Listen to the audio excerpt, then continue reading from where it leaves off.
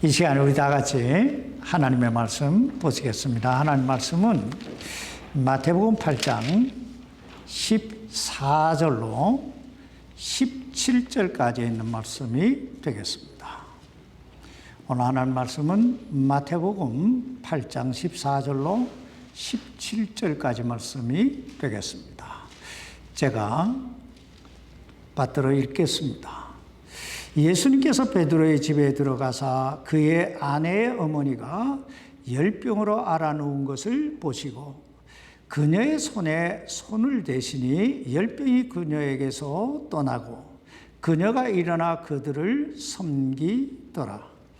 저녁이 되면 그들이 마귀 들린 많은 자들을 예수님께 데려오거늘 그분께서 자신의 말씀으로 그 영들을 내쫓으시고 병든 모든 자를 고쳐주시니 이것은 대언자 이사야를 통해 말씀하신 것을 성취하려 하심이라.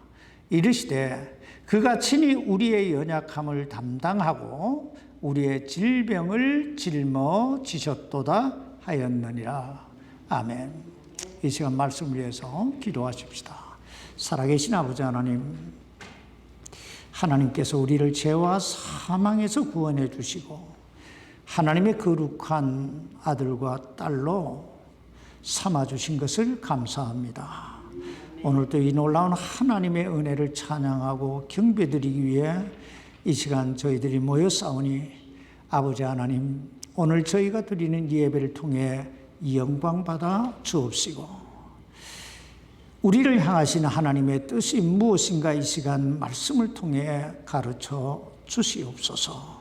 그리고 우리가 그 하나님의 뜻대로 하나님의 섭리대로 살아갈 수 있도록 우리에게 믿음을 주시고 은혜를 더 충만히 내려 주옵소서.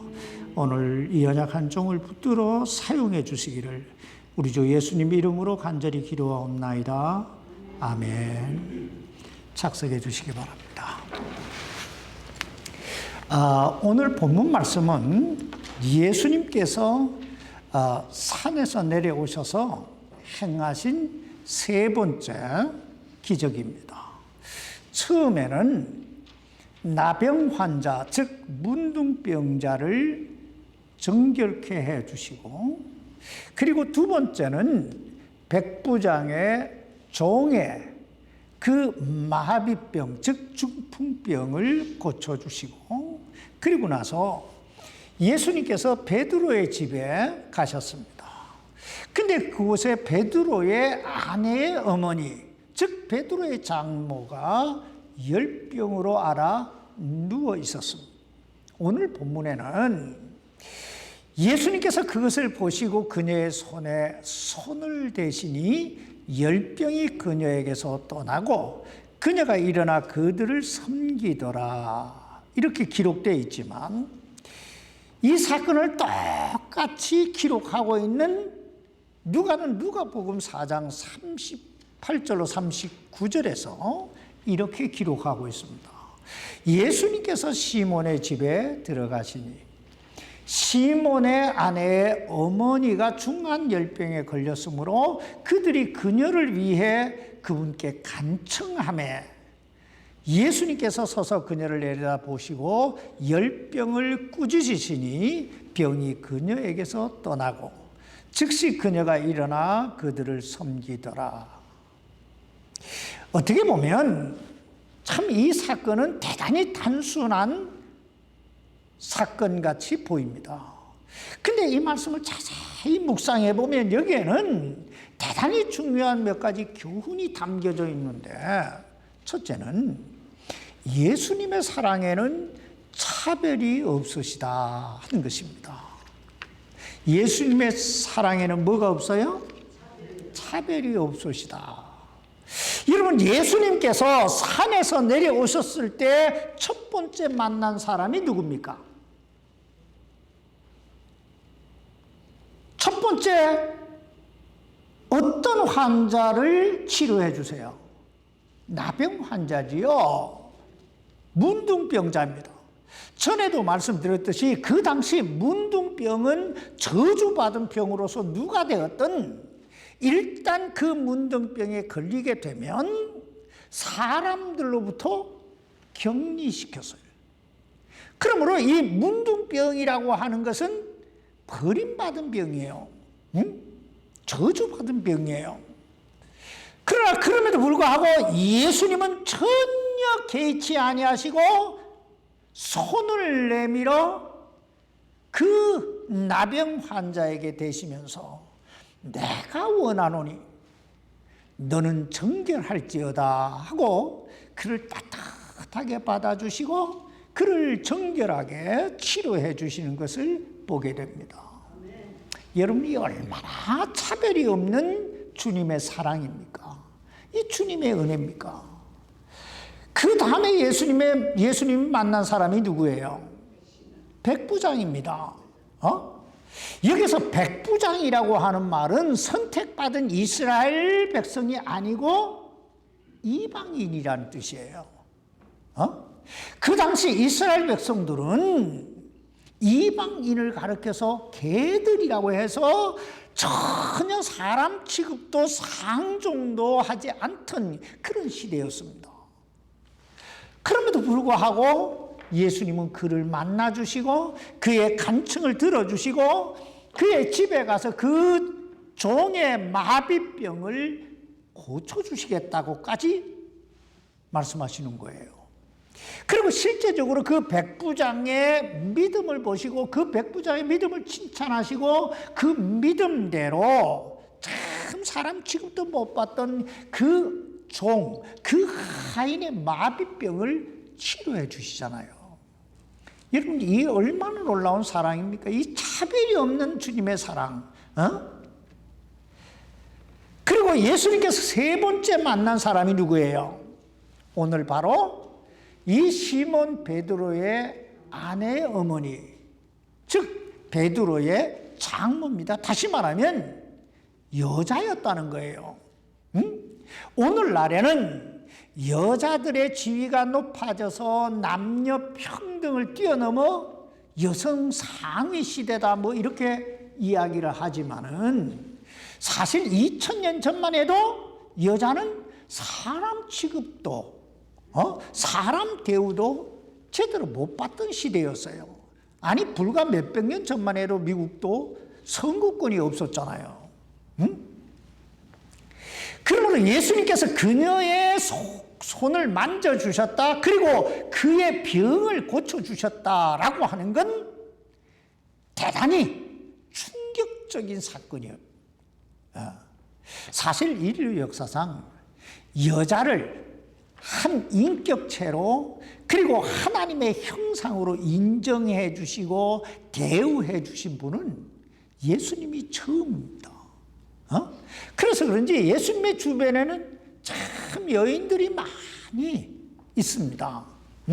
예를 들면 오늘 본문에 나오는 이 베드로의 장모, 이 장모를 비롯해서 7 귀신 들었다가 예수님이 치료해 주신 막달라 마리아와 또 죽었다가 사흘 만에 부활한 나사로의 누이 마리아와 마르다, 그리고 세상적으로 완전히 소외된 그 버림받았던 수가성의 여인, 그리고 가늠하다 현장에 잡혀 돌로 쳐 죽임을 당할 뻔했던 여인 등등. 근데 재미난 건요, 예수님께서 십자가에 못 박히시기 위해 그 칼보리 언덕을 올라가셨을 때 끝까지 예수님을 따라갔던 사람들은 남자들이 아니고 여자들이었다는 거예요. 게다가 인류 역사상 가장 경이로운 사건, 여러분 인류 역사상 가장 경이로운 사건이 어떤 사건입니까? 바로 예수님의 부활 사건이에요. 그 예수님의 부활 사건이 있던 바로 그 새벽, 그 현장에 있었던 사람도 누구예요? 여인들이었어요. 아무튼 우리가 여기서 꼭 기억해야 두어야 할 것은 하나님의 사랑에는 차별이 없으시다는 거예요. 아무라도 누구라도 주님 앞에 나오기만 하면 주님은 다 받아주시고 고쳐주시고 새롭게 해주시는 줄 믿습니다. 근데 문제는요, 사람이에요. 사람이 문제예요. 무슨 말이냐면 사람이 사람을 차별한다는 거예요. 여러분, 하나님께서 사람을 어떻게 창조하셨습니까? 자기 형상대로예요. 즉 하나님의 형상대로 소중하고 존귀하게 하나님이 만드셨습니다. 그런데 사람이 이 하나님의 형상대로 지음받은 똑같은 사람을 있다 없다로 남자다 여자다 배웠다 못 배웠다 잘생겼다 못생겼다 뭐 이런 걸로 차별한다는 거예요. 이게 얼마나 우스운 얘기인지 몰라요. 그런데 우리가 알아야 할 건 인간 차별은 하나님의 창조의 위계 질서를 파괴하는 무서운 범죄라는 거예요. 우리 주님의 사랑에는 차별이 없어요. 아멘.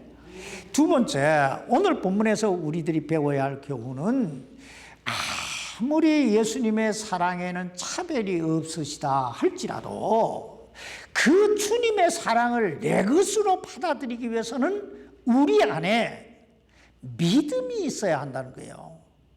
뭐가 있어야 돼요? 믿음이 있어야 된다. 성경에 보면 예수님은 그 어떤 사람의 그 어떤 요구도 거절하시거나 배척하신 적이 없습니다.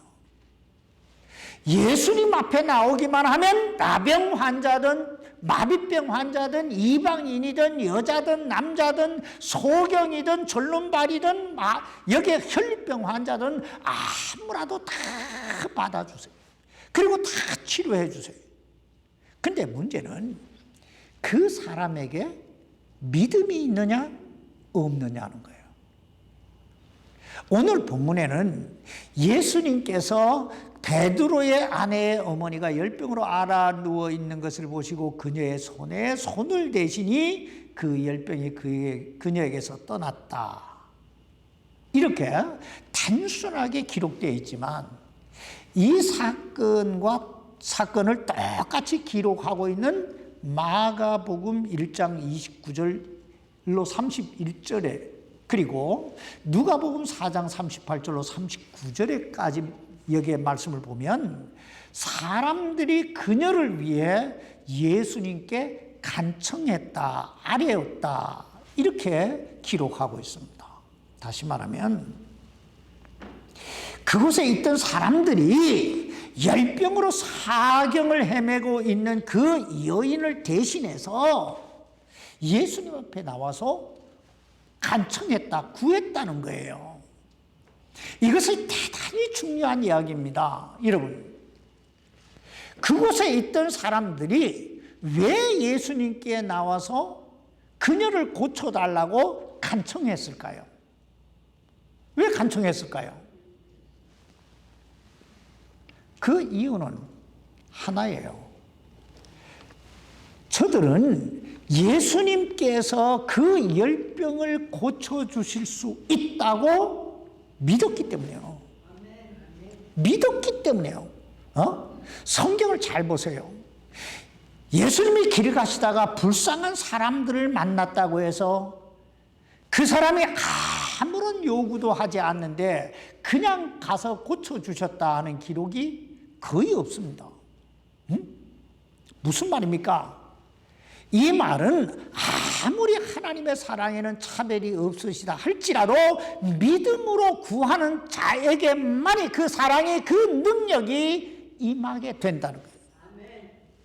그러므로 야고보 선생은 야고보 4장 2절에서 이렇게 권면하고 있습니다.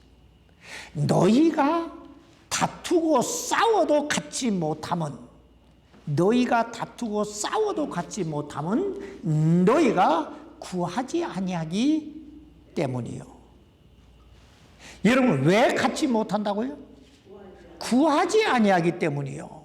그렇다면 여러분, 왜 사람들이 구하지 아니할까요? 왜 안 구할까요?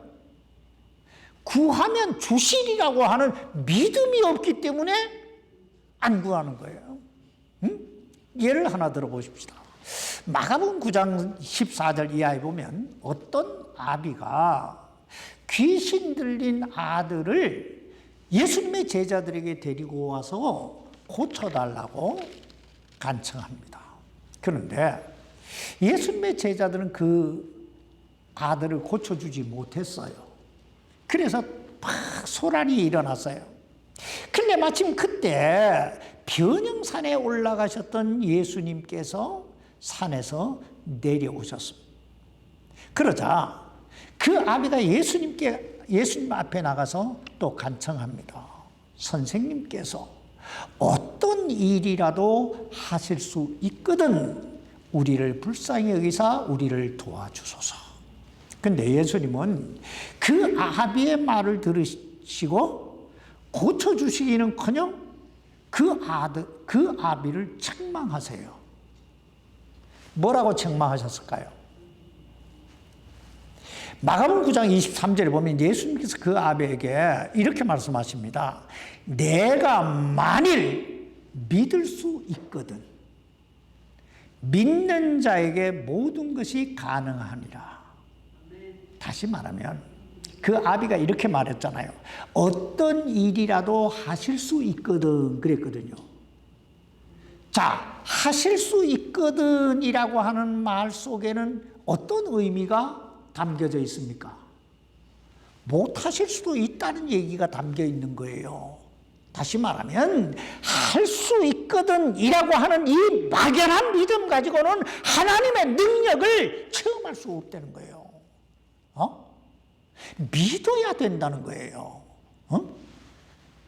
그러다 당황한 그 아비가 마가복음 9장 24절에 보면 주여 내가 믿나이다라고 소리칩니다. 그러자 그때서야 비로소 예수님께서 그 아이의 몸속에서 귀신을 꾸짖어 쫓아내십니다.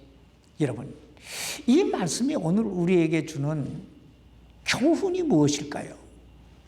이 말씀은 하실 수 있거든 이라고 하는 이 막연한 믿음 가지고는 안 된다는 거예요.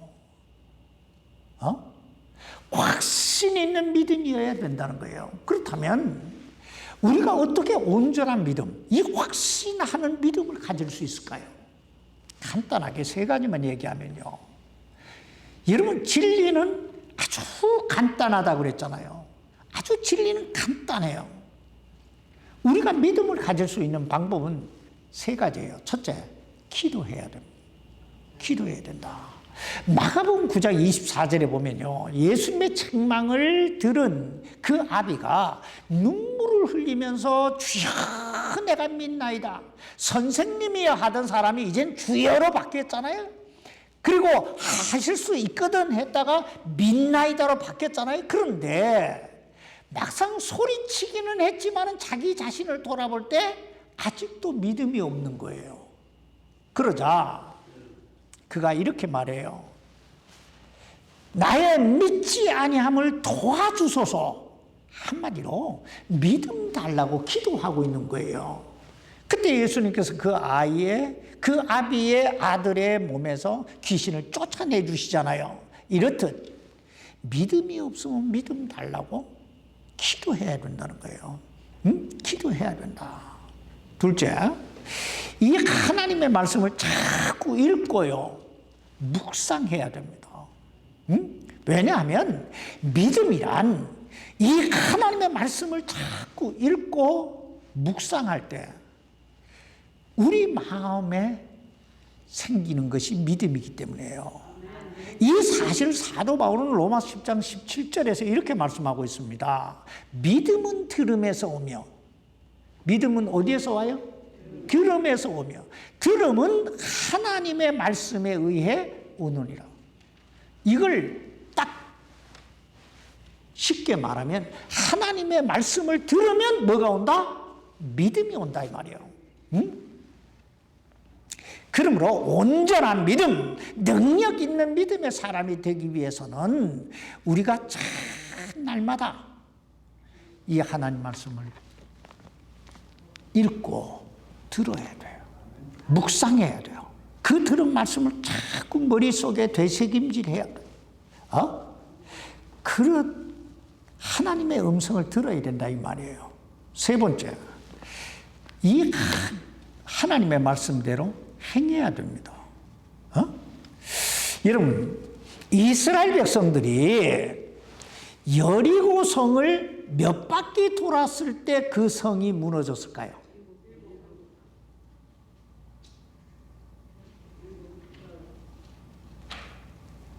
자, 하루에 한 바퀴씩 엿새째를 돌았어요. 그 몇 바퀴요? 6바퀴요. 제7일째 되는 7째 날에는 7바퀴를 돌았어요. 총 몇 번이에요? 13바퀴를 돌았어요. 13바퀴를 돌았을 때 여리고성이 무너졌어요. 자, 그렇다면 저들은 왜 이 여리고성을 13바퀴나 돌았을까요? 왜 13바퀴를 돌았을까요? 그것이 하나님의 약속이었기 때문에, 하나님의 말씀이었기 때문이에요. 다시 말하면 하나님께서 6째 날까지 한 바퀴씩 돌고 7째 날에는 7바퀴를 돌아라. 그러면 여리고성이 무너진다. 그렇게 말씀하셨다 이 말이에요. 그래서 이스라엘 백성들은 그 말씀을 믿었어요. 그래서 그대로 행했어요. 행했더니 뭐요? 무너졌어요. 자, 그럼 좀 쉬운 문제 내볼게요.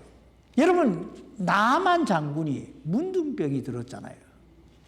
그 나만 장군이 문둥병이 들었는데 요단강에 몇 번 들어갔을 때 문둥병이 나았을까요? 몇 번 들어갔을까요? 나만 장군은 7번. 7번 들어갔을 때 깨끗함을 낳았어요. 자, 그럼 나만 장군은 왜 요단강물에 7번 들어갔을까요? 하나님께서 너가 7번 들어갔다 나오면 깨끗이 나음 받으리라고 말씀하셨고, 나만 장군은 그 말씀을 믿었고, 그래서 자기가 7번을 들어간 거예요. 갔더니 깨끗함을 받았어요. 자, 그렇다면 그 여리고성이 무너졌을 때, 그리고 자신이 큰 문둥병에 들어 막 썩어가던 이 몸이 깨끗하게 나음을 받았을 때 그들의 느낌, 그들의 마음은 어떠했을까요? 아마 저들은 하나님의 살아계심을 확신했을 것이고, 감격했을 것이고, 하나님의 영광을 위해 살아야 되겠다고 결단했을 거예요. 아, 과연 하나님은 여기 살아계시는구나. 그러므로 온전한 믿음의 사람이 되기를 원하면, 참 능력 있는 믿음의 사람이 되기를 원한다면, 첫째는 기도해야 되고, 둘째는 이 말씀을 자꾸 읽고 묵상해야 되고, 셋째는 행해 봐야 돼요. 행하면 우리는 어느 순간에 알게 돼요. 아, 과연 하나님은 살아계셔서 여기 나와 함께 하시는구나. 아멘. 하나님이 우리에게 요구하시는 건요, 많은 게 아니에요. 믿음이에요. 믿음. 어떤 상황이 아니에요. 어떤 환경이 아니에요. 어떤 사람이 아니에요. 어려운가 쉬운가가 아니에요. 왜냐하면 하나님의 능력은 우리의 믿음과 만날 때 기적이라고 하는 놀라운 역사를, 열매를 맺기 때문입니다. 세 번째, 오늘 본문에서 우리들이 배워야 할 교훈은, 병에는 두 종류의 병이 있다는 것입니다. 오늘 본문엔 단순히 예수님께서 그녀의 손에 손을 대시니 열병이 그녀에게서 떠났다, 이렇게 말씀하고 있지만, 누가복음 4장 39절에 보면 예수님께서 서서 그녀를 내려다보시고 열병을 꾸짖으시니 병이 그녀에게서 떠났다. 이렇게 말씀하고 있습니다. 다시 말하면 예수님께서 병을 고치실 때 어떤 때는 그냥 말씀으로만 고치실 때가 있는가 하면 어떤 때는 그 병을 꾸짖어 쫓아내실 때도 있으시다는 거예요. 그렇다면 여러분, 꾸짖었다 하는 의미가 무엇일까요? 꾸짖었다고 하는 건 어떤 인격적 대상이 있다는 것을 의미하는 거예요. 인격적 대상이 있다. 그러므로 베드로의 그 아내의 어머니, 즉 베드로의 장모의 열병을 꾸짖으셨다 하는 건 그 열병 자체의 문제가 있었다기보다는 그 열병을 통해 어떤 시험하려는 세력, 이 사탄의 세력이 그 안에 역사하고 있었다는 이야기입니다.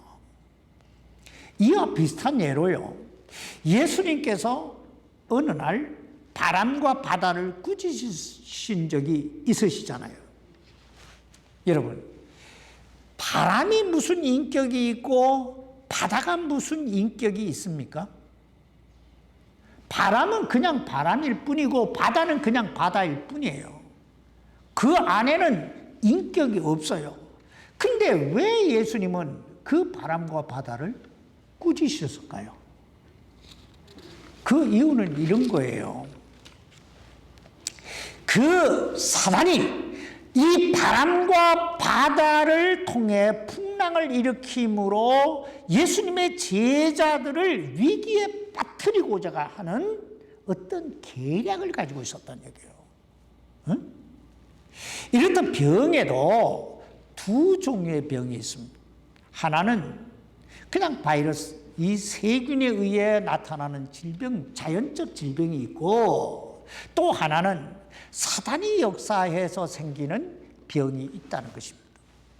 그러므로 단순히 바이러스로 인해서 생기는 병은 약으로 치료될 수 있지만 이 사단이 마귀가 역사해서 생기는 병은 아무리 약을 써도 낫지 않습니다. 그럼 그때는 어떻게 해야 될까요? 그때는 예수 그리스도의 이름으로 사탄아 물러가라고 그 마귀의 세력을 쫓아내야 돼요. 그래서 미국의 유명한 의사가 이런 말을 했어요. 의사는 진료를 하고 약을 쓰지만 그 병을 근본적으로 치료하시는 분은 하나님이시다.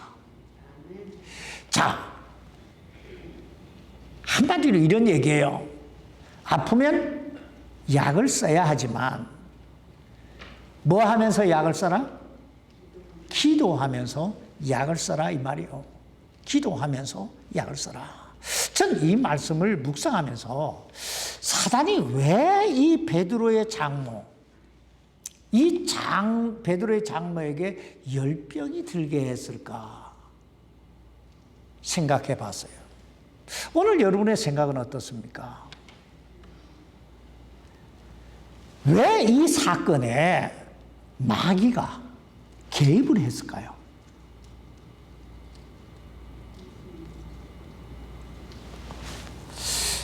여러분, 베드로가 누굽니까? 베드로가 누구예요? 베드로는 한 가정의 가장이에요. 자, 즉 베드로는 한 가정의 생계를 책임져야 될 그런 위치에 있었다는 얘기예요. 그러면 그는 예수님의 제자가 되기 전에 고기 잡는 어부로서 그 가정의 생계를 꾸려왔습니다. 근데 지금은 어때요? 지금은 수입이 전혀 없습니다.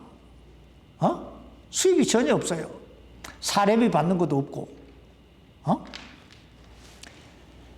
그러니까 그 마음속에 늘 어떤 부담이 있었을 거예요. 그죠? 이 가정에 대한, 참 가족에 대한 어떤 부담이 있었을 거예요.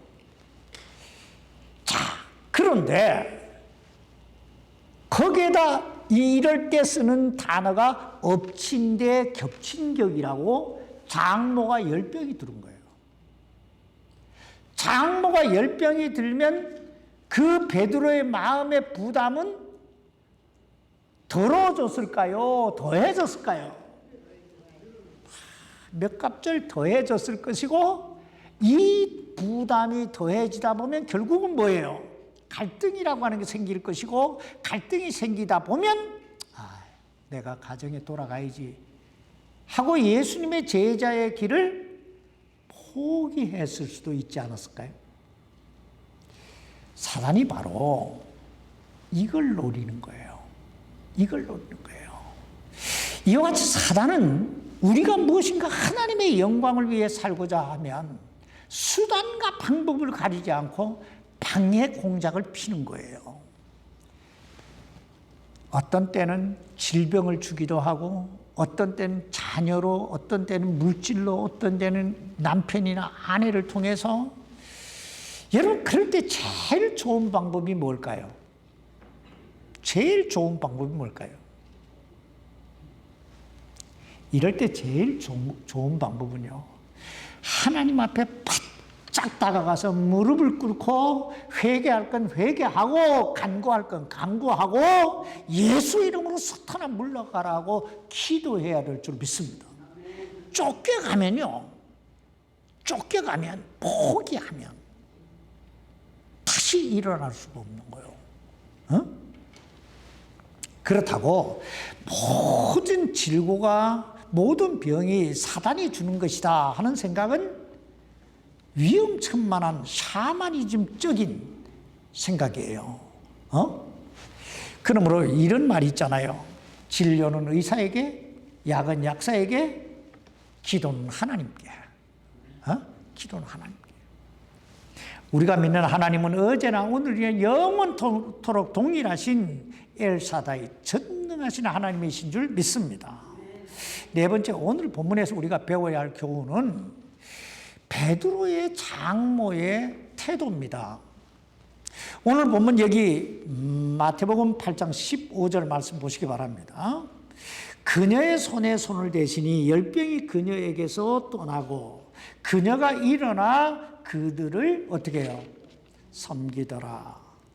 여러분, 이 얼마나 아름다운 광경입니까? 나이로 따져보면 아마 그녀의 나이는 50대 중반이나, 젊어도 50대 중반이거나 아니면 60대 중반쯤 됐을 거예요. 그런데 30대 초반인 예수님과 그 제자들을 섬기고 있습니다. 여러분, 한번 그녀의 모습을 떠올려 보세요. 이 여인이 얼마 동안, 이 베드로의 장모가 얼마 동안 열병을 앓고 있었는지 알 수 없지만은 그 열병에서 고침을 받자마자 그들을 섬기고 있어요. 즉시 이러잖아요. 그때 그 여인의 마음이 어떠했을까요? 어떠했을까요? 지금이야 의학이 발달돼서 열병 정도는 쉽게 치료될 수 있다고 하지만은 그 옛날에는 열병에 걸리면 열의 9은 죽었다 하는 거예요. 그래서 우리가 어떤 귀인의 아들이 열병이 들어 죽게 된 걸 봤잖아요. 예수님이 치료해 주시는 걸 봤잖아요. 이와 같이 열병하면 2000년 전에는 다 그렇게 죽을 병이라고 생각했다 이 말이에요. 근데 예수님 말씀 한마디에 예수님이 손 한 번 대시니까 그 열병이 감쪽같이 사라졌어요. 아마 그 순간에, 잘 들으세요, 그 순간에 이 베드로의 장모의 마음속에 있던 모든 의심과 원망과 불평도 순식간에 함께 사라졌을 것입니다. 여러분 생각해 보세요. 정체도 알 수 없는 어떤 젊은 사람이 어느 날 갑자기 나타나더니 당신 사이 뺏어간 거예요.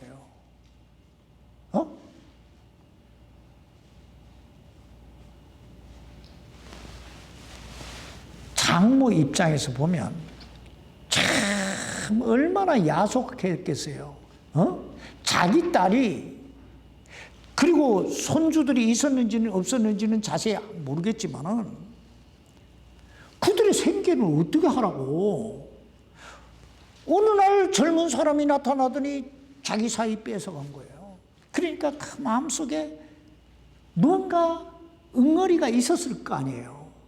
근데 막상 만나보니까, 근데 막상 예수님의 능력을 체험해 보니까 생각이 달라진 거예요. 아, 이분이 메시아시구나. 이분이 전능하신 분이시구나. 이분이 주님이시구나.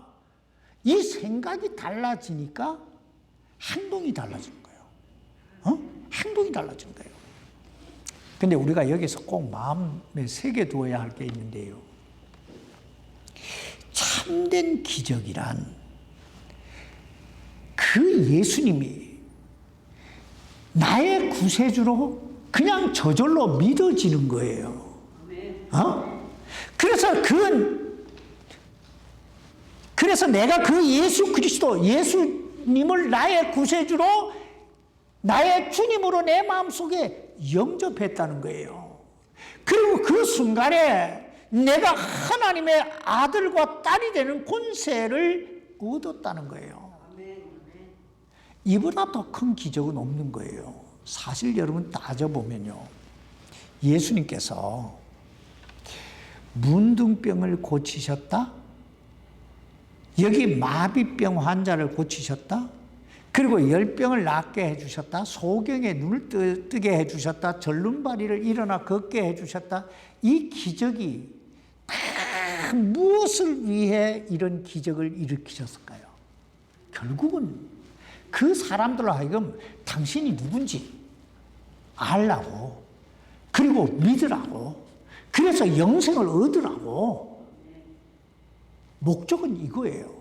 자, 그런데 우리는 그런 기적 체험하지 않고, 소경되지 않고, 문둥병자 되지 않고, 마비병에 걸리지 않고, 쫄눈발이 되지 않고, 그냥 우리 저절로 예수 믿었으니까, 예수님이 나의 구세주인 걸 내가 알고 깨닫고 내 죄를 회개하고 예수 그리스도를 영접함으로 내가 하나님의 자녀로 거듭났으니까 이보다 더 큰 복이, 이보다 더 큰 기적이 어디 있습니까? 우리가 이걸 알아야 돼요. 생각해 보세요. 사람이 어떤 병에 걸렸다가 기적적으로 정말 나았다고 합시다. 그러나 세월이 흐르면 어떻게 돼요? 또 늙게 되고 병들게 되고 결국은 뭐예요? 죽게 되잖아요. 죽게 되잖아요. 그러나 한 번 예수 그리스도를 믿음으로 구원받고 나면 어떻게 됩니까? 살아도 살고 죽어도 사는, 영원히 사는 역사가 우리 안에 일어나는 줄 믿습니다. 그러니까 우리는 날마다 뭐 하며 살아야 돼요? 감사하면 살아야 돼요. 하나님께 영광을 돌리며 살아야 될 줄 믿습니다.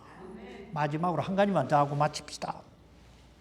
오늘 본문이 우리에게 주는 교훈은 여기 마태복음 8장 16절로 17절까지 말씀 보시기 바랍니다.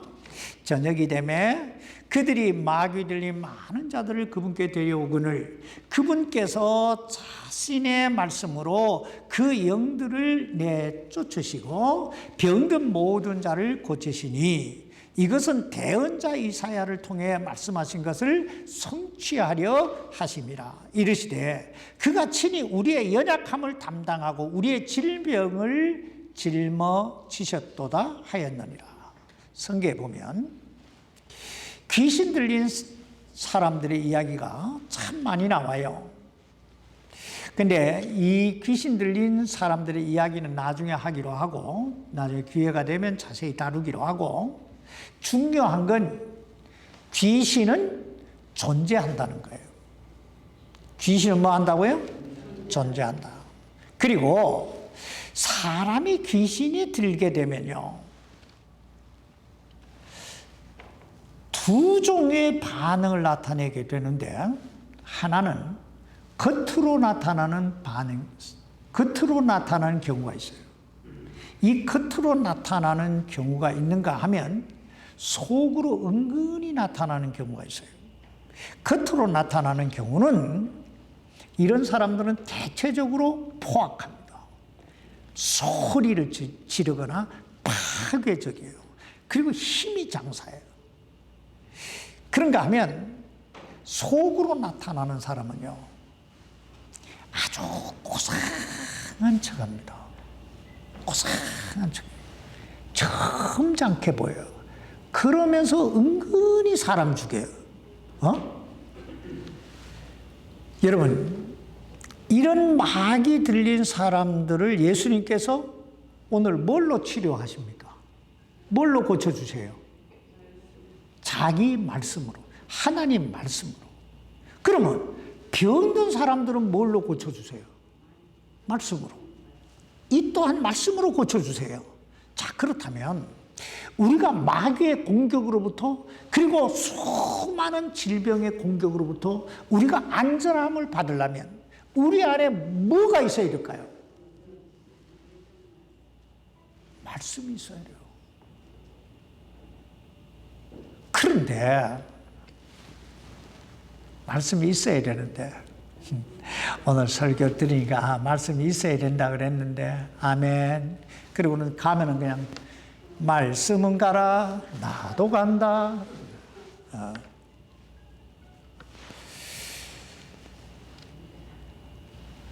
우리 안에 말씀이 있으려면 어떻게 해야 될까요?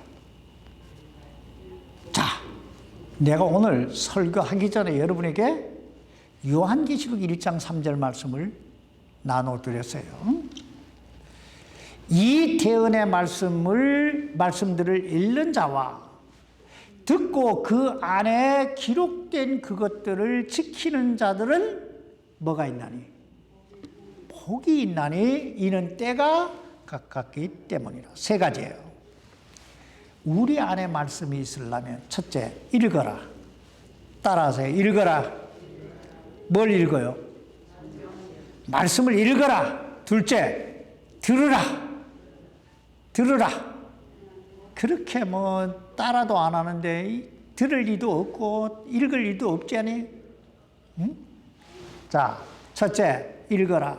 둘째, 들으라. 셋째, 지켜라. 행해라. 이는 때가 가깝기 때문이라. 주님 오실 때가 가깝다 이 말이에요. 그러므로 사랑하는 성도 여러분, 날마다 말씀을 좀 보세요. 말씀을 읽으세요. 그리고 열심으로 예배에 참여해서 자꾸 말씀을 들어요. 그리고 행해야 돼요. 조금이라도 행하세요. 이런 말이 있어요. 몰라서 못한다. 이거 아니잖아요. 그죠? 이런 말이 있어요. 아는 만큼 행해도 날마다 기적이다. 아는 만큼만 행해라 이 말이요. 모르는 거 주님께서 행하라고 안 하잖아요. 읽고 듣고 아는 만큼만 행하세요. 그러면 하나님께서 우리에게 복의 복을 더해 주실 줄 믿습니다. 주님께서 우리 모두를 복 있는 자로 복되게 해 주시기를 주의 이름으로 축원합니다. 기도하십시다. 살아계신 아버지 하나님, 우리의 생애가 주님 안에 있다는 것이 얼마나 복인지요. 우리가 그 복받은 사람이라는 것을 깨닫지 못하고 그저 매일매일 삶에서 불평하고 원망하고 그저 헐떡거리며 살 때가 얼마나 많이 있는지요. 아버지 하나님, 우리의 믿음 없음을 용서해 주옵소서. 그리고 이제는 믿음 없는 자가 되지 말게 하시고 믿음 있는 자가 되기 위해 기도하게 하시고 말씀을 읽고 듣게 하시고 말씀을 행하게 해 주옵소서. 그래서 참 우리의 생애를 통해서 하나님의 영광이 드러나고 우리의 생애가 주님 안에서 좀 더 탁월하고 참 고귀한 그런 보배로운 생애가 될 수 있도록 주여 도와 주옵소서. 우리 모두를 복되게 해 주시기를 우리 주님 예수 그리스도의 이름으로 기도하옵나이다. 아멘.